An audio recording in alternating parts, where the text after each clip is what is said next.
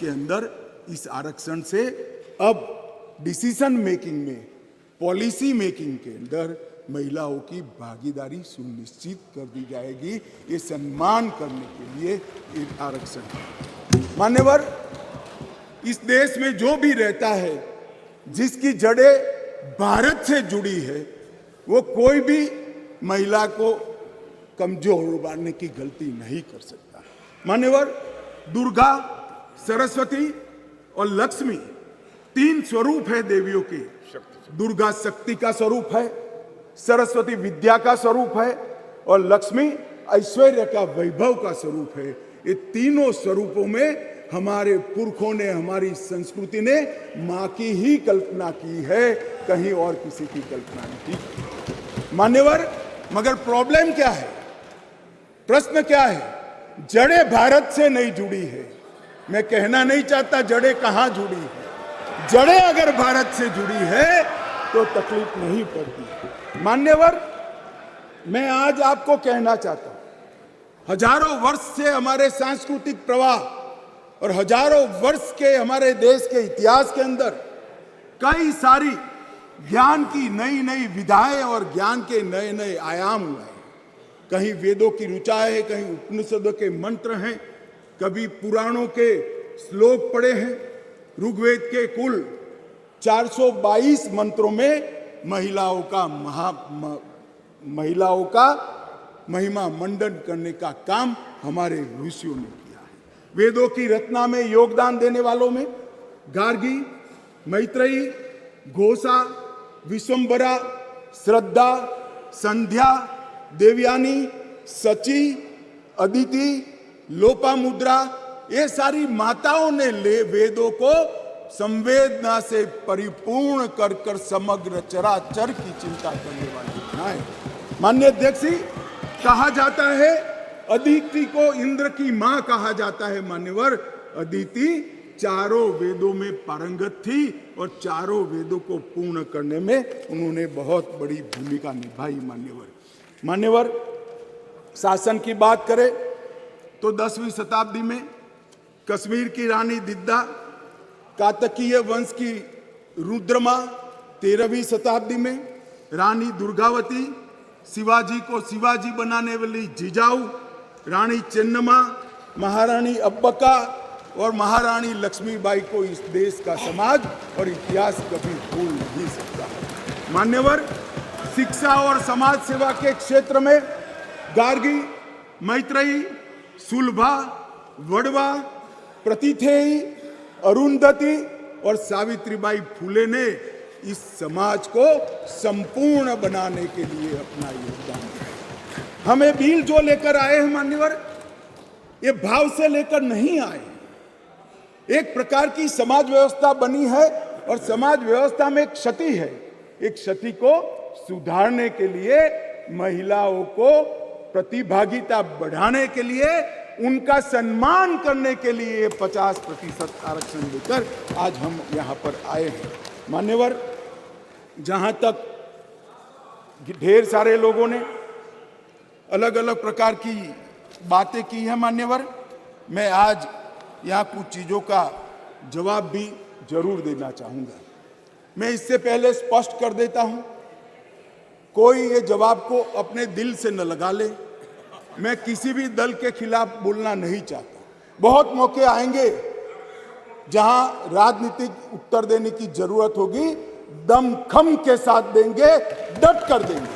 परंतु एक ऐसा मौका है जिसमें ये सदन ने समग्र देश को ही नहीं मान्यवर, आपके माध्यम से समग्र विश्व को ये संदेश देने की जरूरत है कि मोदी जी ने जिसकी कल्पना करी, एक वुमन लेड डेवलपमेंट के लिए पूरा सदन एक मत। मान्यवर, मगर कुछ चीजें यहां कही गई है, इसलिए मेरा बहुत जरूरी है कि इसकी स्पष्टता कर दी जाए।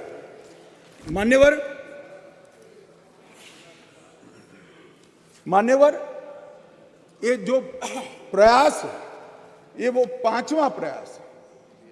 पहली बार ये महिला आरक्षण बिल नहीं आ रहा है, पहली बार ये संविधान संशोधन नहीं आया है। तो क्या हुआ वो 4 संविधान संशोधनों का? क्यों आज मोदी जी ने लेकर आना पड़ा? देवगौड़ा जी से लेकर मनमोहन सिंह जी तक, बीच में 2 बार अटल जी ने, 4 बार प्रयास हुए, क्यों नहीं हुआ? कौन कारण था? किसके कारण पास नहीं हुआ? क्या प्रयास अधूरे थे? क्या मनसा अधूरी थी?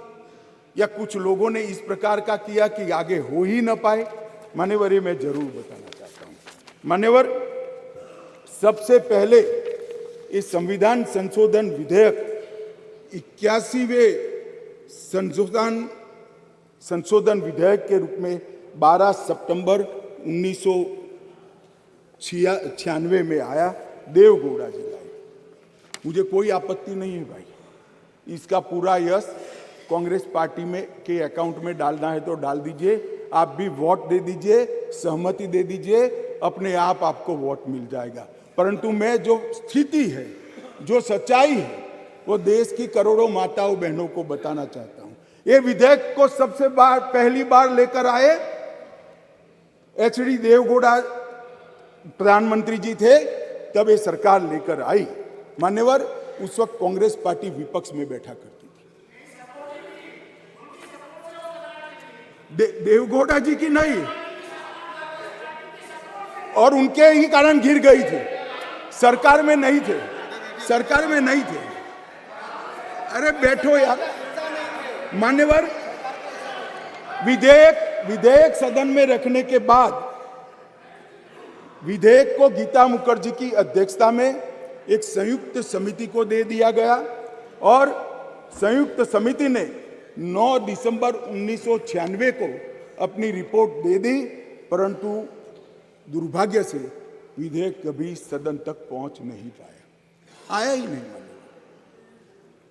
क्या हुआ मालूम नहीं।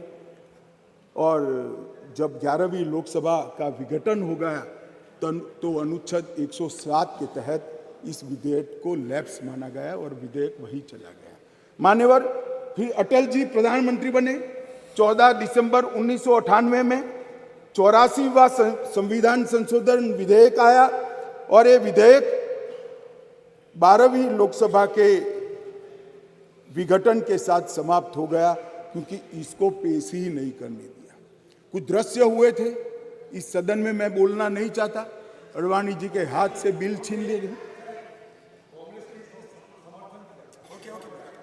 नहीं, वो ठीक है भैया। नहीं, अभी भी कर रहे हो ना आप, अभी भी कर रहे हो मान्यवर। और 12वीं लोकसभा के साथ अनुच्छेद 107 के तहत वो विलोपित हो गया। अभी फिर 13वीं लोकसभा में अटल जी ही प्रधानमंत्री थे और हम फिर से बिल लेकर आए और उस पर भी चर्चा नहीं हो पाई। अब किसने नहीं की इसमें मैं जाना नहीं चाहता, क्योंकि आज मैं किसी को दोषारोपण करने के लिए नहीं आया हूं। मगर इस संसद ने, इस सम्मानीय गृह ने कभी न देखे हो इस प्रकार के कुछ दृश्य 13वीं लोकसभा में देखे, जो पुराने अनुभवी सांसद है उन्होंने देखे हैं मान्यवर। और वो भी अनुच्छेद 107 के तहत विलोपित हो गया। इसके बाद में संविधान का 108वां संशोधन डॉक्टर मनमोहन सिंह जी लेकर आए।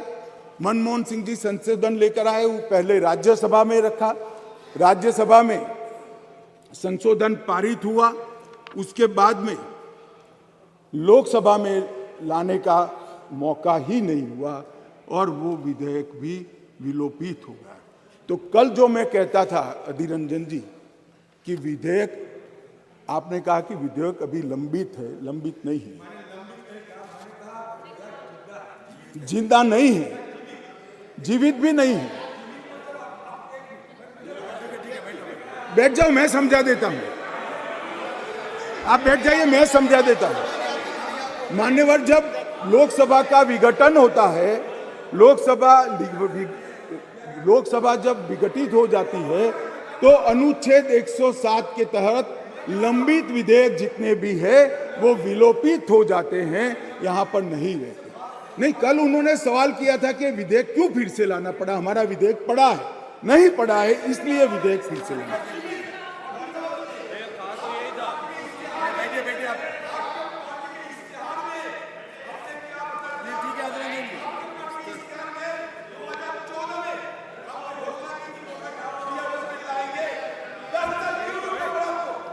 माननीय गृह मंत्री जी, माननीय गृह मंत्री जी, माननीय गृह मंत्री जी को अनुमति नहीं दी आप। मान्यवर ये मुझसे 10 साल का हिसाब मांग रहे हैं, अपने 60 साल का हिसाब नहीं देते हैं। अब कौन समझाए, देश की जनता देख रही है। मान्यवर ये विधेयक 5 बार आया, 4 बार आया, 4 बार पारित नहीं हो पाया। हर बार इस देश की मातृशक्ति को हमारे सदन ने निराश किया है। मैं आज पक्ष विपक्ष के सभी दलों से प्रार्थना करना चाहता हूं कि हम सब एकत्रित होकर ये नई शुरुआत को आज सर्वानुमत से संविधान को संशोधित कर कर मातृशक्ति को आरक्षण देने का। मान्यवर, मैंने पहले ही कहा कि मैं कोई राजनीतिक उठापटक या जवाब देना नहीं चाहता, परंतु कई सारे सवाल उठाए गए। हमारी मंशा पर भी सवाल उठाए कि भाई तुरंत अमल में क्यों नहीं लाते हैं, डिलिमिटेशन कमीशन क्यों और 2026 क्यों। मैं सारी चीज़ों का एक एक कर जवाब देना चाहता हूं। माननीय अध्यक्ष जी, पार्लियामेंट में रिजर्वेशन की जो प्रोविज़न है वो आर्टिकल 330 में है और ये इसी तरह से विधानसभाओं में आरक्षण का जो प्रावधान है ये आर्टिकल 332 में है। ये दोनों रिजर्वेशन अनुसूचित जाति और जनजाति को लागू होती है, दोनों को लागू होती है। मान्यवर, अभी बहुत सारे सवाल उठाए गए, ओबीसी क्यों नहीं, डिलिमिटेशन कमीशन क्यों और क्यों इतनी देरी कर रहे हैं। मैं सारों के जवाब देना चाहता हूं। सबसे पहला जवाब इस बात का है कि अभी जो विद्यमान संविधान है उसमें 3 कैटेगरी के सांसद यहां चुनकर आते हैं। एक सामान्य कैटेगरी से आते हैं जिसमें हमारे ओबीसी भाई भी होते हैं, बहनें भी होती हैं। दूसरा एससी कैटेगरी से आते हैं और तीसरा एसटी कैटेगरी। अभी ये 3 ही कैटेगरी उपलब्ध है मान्यवर। ये तीनों कैटेगरी में हमने 33% रिजर्वेशन माताओं का कर दिया है।